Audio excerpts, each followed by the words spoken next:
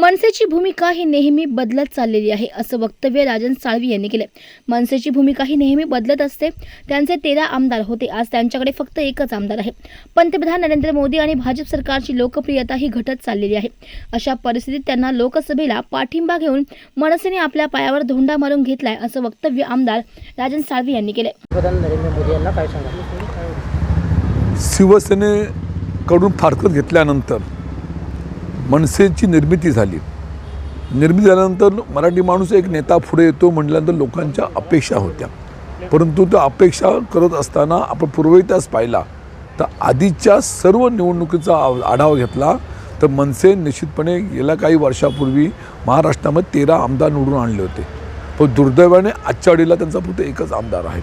आणि आजच्या घडीला ह्या लोकसभा निवडणुकीच्या पार्श्वभूमीवरती आज त्यांनी जो महायुतीला जो पाठिंबा दिलेला आहे ही दुर्दैवाची गोष्ट आहे।